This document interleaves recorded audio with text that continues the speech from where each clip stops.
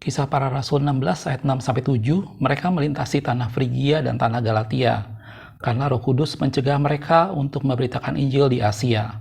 Dan setibanya di Misia, mereka mencoba masuk ke daerah Bitinia, tetapi Roh Yesus tidak mengizinkan mereka.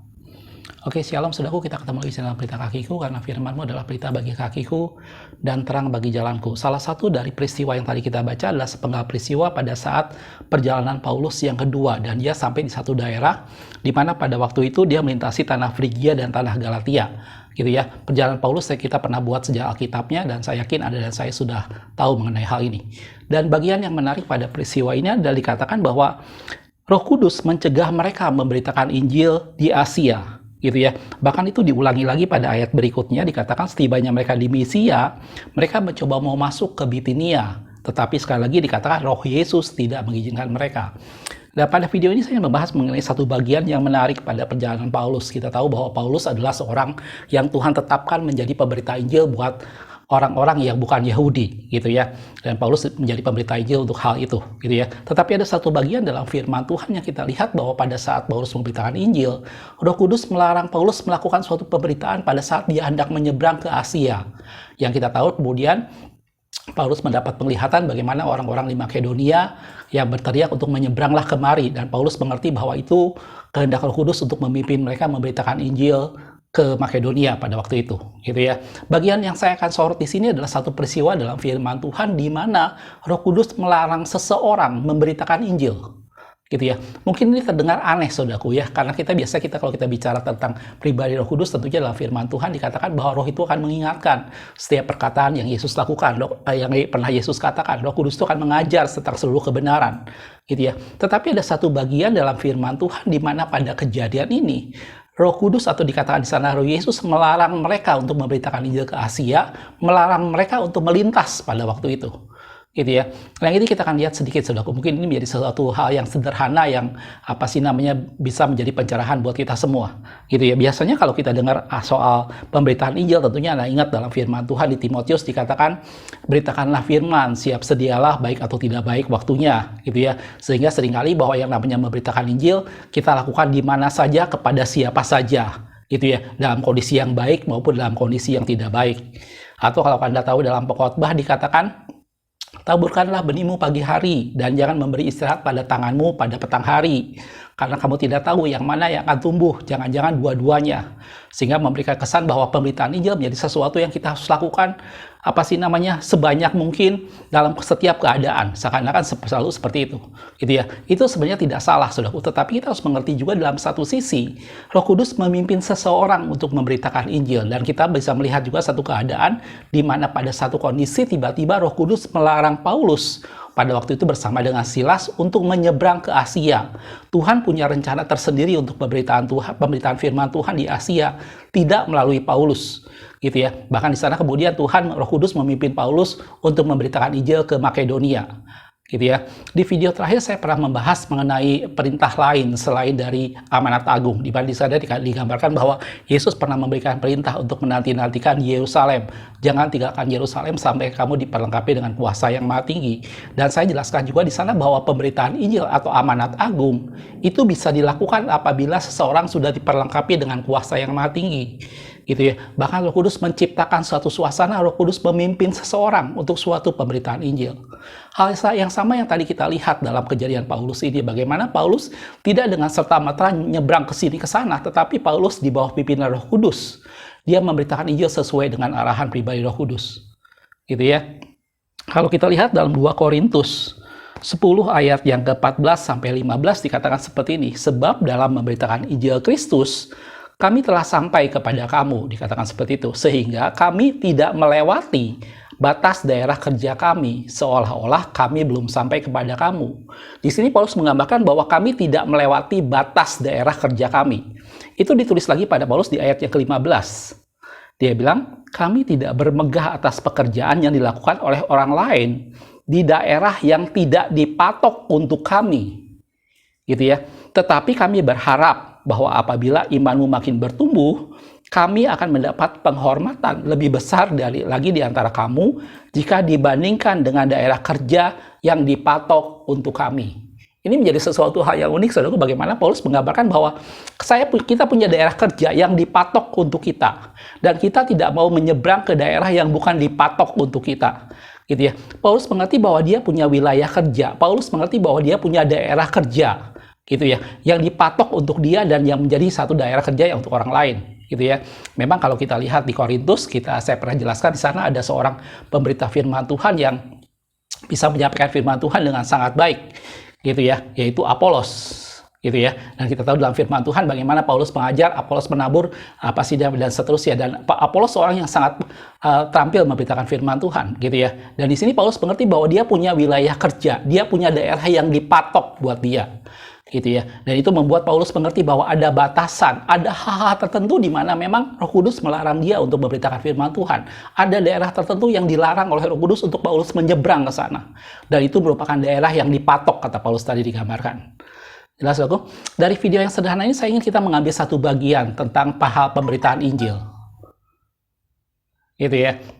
Seperti yang tadi saya bilang, biasanya kita selalu berpikir, beritakanlah firman, siap sedialah baik atau tidak baik waktunya. Taburkan benihmu pagi hari dan jangan memberi istirahat pada petang hari. Seakan-akan menjadi sesuatu hal bahwa pemberitaan Injil kita lakukan dengan sembarangan, dengan kepada siapa saja, seakan-akan seperti itu. Tetapi dari sini kita bisa melihat bahwa seorang pemberita Injil dia harus dipimpin oleh Roh Kudus, karena Roh Kudus yang memimpin pada suatu pemberitaan Injil. Seperti yang pernah saya jelaskan juga bahwa setelah dia melakukan perintah yang pertama, bagaimana dia perlengkapi dengan kuasa yang maha tinggi, maka Roh Kudus akan menciptakan suatu keadaan di mana orang bisa memberitakan Injil menggenapi amanat agung, yaitu perintah yang kedua. Gitu ya. Dan ini merupakan sesuatu yang ingin kita sama-sama lihat. Apa yang dimaksud dengan dipatok di sini? Ada beberapa hal yang mungkin bisa jadi masukan buat kita semua tentang hal dipatok atau suatu wilayah kerja. Gitu ya. Yang pertama, ini merupakan satu gambaran batasan.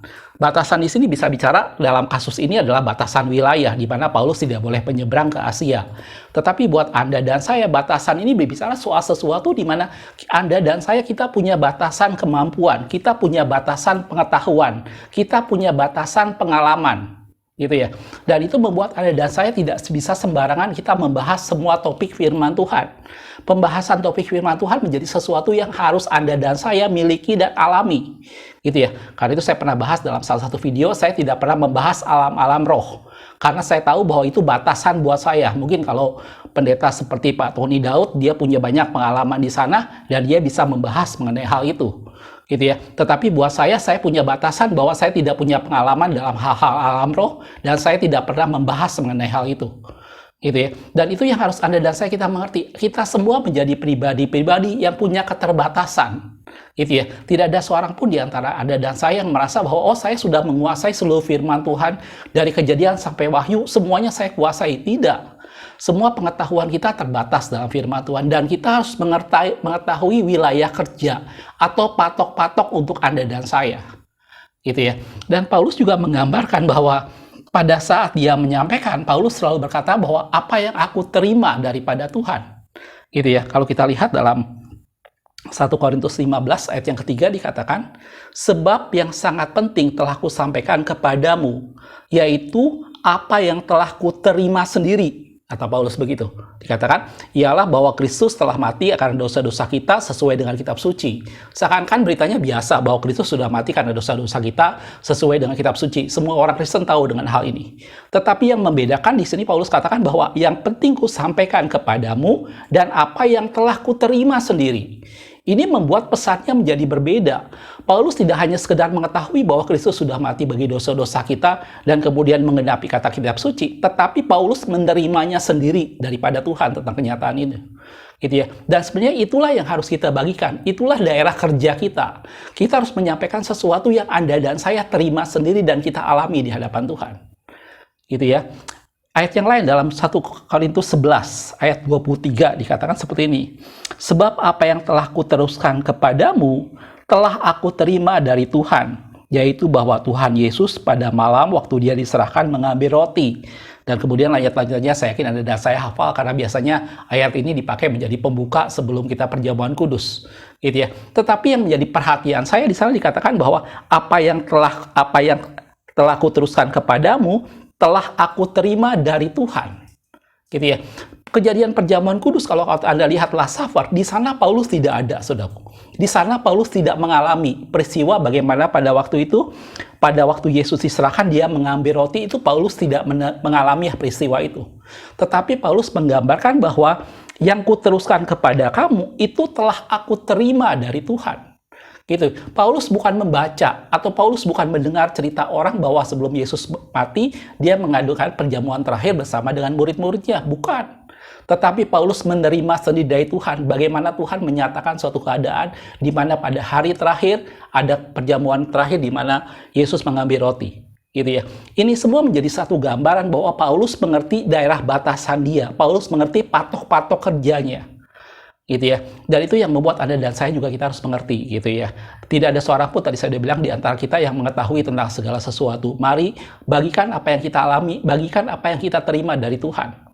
Beberapa lama ini mungkin Anda pernah mendengar ada berita yang cukup heboh tentang seorang hamba Tuhan yang membahas mengenai Tritunggal lagi, saudara. Sebenarnya berapa lama yang lalu hamba Tuhan ini sempat bermasalah mengenai Allah Mayor dan Allah Minor. Gitu ya. Kemudian berapa lama ini ramai lagi dan dia menyampaikan bahwa Yesus itu bukan juru selamat. Yang jadi juru selamat adalah Yehova atau Yehua.